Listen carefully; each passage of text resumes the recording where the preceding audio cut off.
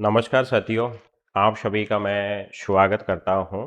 देखिए YouTube channel पर हमारे एक शिक्षार्थी हैं, उन्होंने एक कमेंट्स किया था और उन्होंने मेरे से जो पूछा वो काफ़ी मज़ेदार है। तो मैंने सोचा कि इस पर एक वीडियो बना दिया जाए। इन्होंने लिखा है कि गुरुजी नमस्कार, जब कोई लड़की शादी के बाद में अपने ससुराल में जाती है तो उसके पद और उसकी भूमिकाओं में बदलाव हो जाता है। तो क्या हम इस प्रकार की गतिशीलता को वर्टिकल मोबिलिटी कह सकते हैं? ठीक है, देखो हमारे समाजशास्त्र में ये जो मोबिलिटी यानी गतिशीलता वाला टॉपिक है ना, ये बेसिक सोशियोलॉजी में माना जाता है। मैं इनका आंसर दूंगा। उससे पहले मैं आपको बताना चाहता हूँ कि गतिशीलता के अंतर्गत व्यक्ति के पद और भूमिकाओं में बदलाव हो जाता है। यानी हम यूँ कह सकते हैं कि वर्तमान में कोई व्यक्ति किसी पद पर कार्यरत है और ये बात भी आपको पता है, जैसा कि मिस्टर जॉनसन कहते हैं कि प्रत्येक पद के साथ अलग अलग भूमिकाएं जुड़ी रहती है। तो स्वाभाविक है कि व्यक्ति का अगर पद बदलेगा यानी व्यक्ति की पोस्ट चेंज होगी ना, तो उससे संबंधित जो भूमिकाएं हैं वो भी ऑटोमेटिक चेंज हो जाएगी। अब ये बिल्कुल आवश्यक नहीं है कि गतिशीलता के अंतर्गत व्यक्ति केवल ही ऊंचाइयों पर जाए। व्यक्ति है ना, वो नीचे भी जा सकता है। जैसे मैं आपको एक एग्जांपल देता हूँ। अभी शायद 8-10 महीने पहले की बात है, यूपी का एक मामला है और डीएसपी रैंक का एक अधिकारी होता है पुलिस विभाग में। उसके कारनामे विभाग के अकॉर्डिंग नहीं होते हैं, तो विभाग ने उसका डिमोशन कर दिया, यानी उसको डीएसपी से वापस कांस्टेबल बना दिया। तो गतिशीलता ये अपवार्ड भी होती है और गतिशीलता है ना, ये डाउनवार्ड भी होती है। क्षत्रियो एक बहुत फेमस समाजशास्त्री हुए हैं जिनका नाम है Pitirim Sorokin. Basically mister Sorokin थे ना, वो रशियन थे। रूस में इनका जन्म हुआ था और बाद में ये अमेरिका में जाकर बस गए थे। मिस्टर पिटरी मैम सोरोकिन की एक बहुत फेमस किताब है और उस किताब का नाम है सोशल मोबिलिटी। याद रखना, सोशल मोबिलिटी यानी ये जो सामाजिक गतिशीलता वाली किताब है ना, ये 1927 में लिखी थी।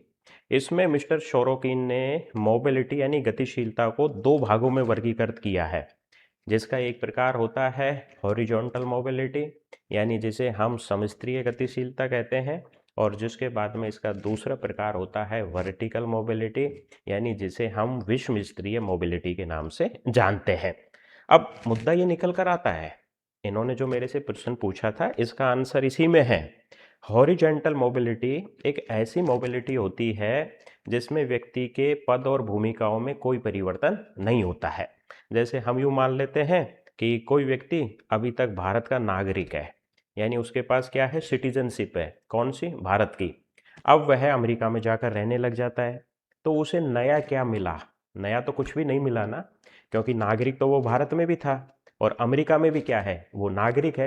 तो इस प्रकार की जो मोबिलिटी होती है ना, उसे हम हॉरिजॉन्टल मोबिलिटी के नाम से जानते हैं, यानी कुछ भी परिवर्तन नहीं हुआ।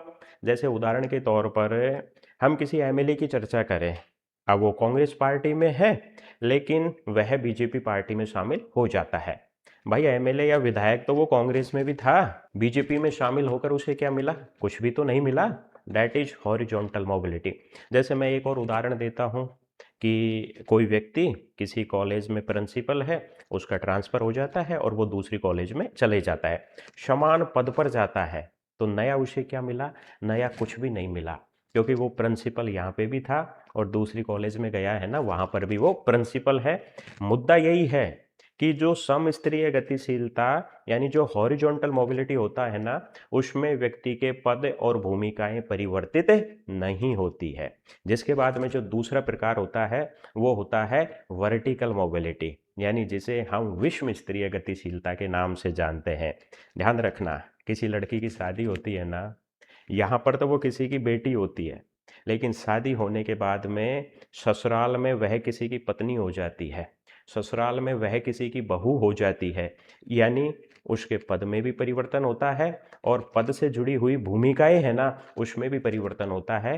तो इस तरीके की जो गतिशीलता होती है, यानी किसी लड़की की शादी होती है, शादी होने के बाद में वो ससुराल जाती है, तो हम इसे वर्टिकल मोबिलिटी के नाम से जानते हैं।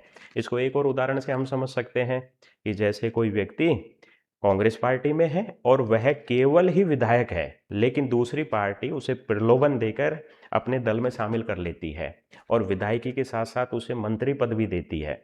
तो देखो, कांग्रेस पार्टी में तो वो केवल ही विधायक था, लेकिन जैसे ही दूसरी पार्टी में गया तो विधायक के साथ साथ उसे मिनिस्ट्री भी मिल गई। तो इस प्रकार की गतिशीलता होती है, उसे हम वर्टिकल मोबिलिटी यानी विषम स्तरीय गतिशीलता के नाम से जानते हैं। या हम इसको एक और उदाहरण के साथ समझ सकते हैं कि कोई व्यक्ति जो यहाँ पर प्रिंसिपल है, उसका दूसरी स्कूल में या दूसरी कॉलेज में ट्रांसफ़र हो जाता है और वह किसी हायर पोस्ट पे चला जाता है। या तो उसे डिस्ट्रिक्ट एजुकेशन ऑफिसर बना दिया जाता है या उसे हेड ऑफ डिपार्टमेंट बना दिया जाता है। तो यानी उसके पद में भी परिवर्तन हुआ और पद से जुड़ी हुई भूमिकाएं है ना, उनमें भी परिवर्तन हुआ। याद रखना, ये जो वर्टिकल मोबिलिटी होती है ना, ये भी दो तरीके की होती है। एक तो होती है आरोही और एक होती है अवरोही। यानी कोई व्यक्ति अपनी पोजीशन से हायर पोजीशन पे जाता है तो वो तो कहलाएगी आरोही यानी बढ़ते हुए क्रम में, और जब व्यक्ति कोई अपनी वर्तमान पोजीशन से नीचे की पोजीशन पे जाता है उसे हम कहते हैं अवरोही। चाहे आरोही हो या अवरोही हो, होती ये गतिशीलता ही है, ठीक है ना। जिसके बाद में गतिशीलता वाले चैप्टर में इंटर जनरेशन मोबिलिटी और intra generation mobility. Inter generation mobility का मतलब है कि जब दो अलग अलग पीढ़ियों में अलग अलग गतिशीलता होती है।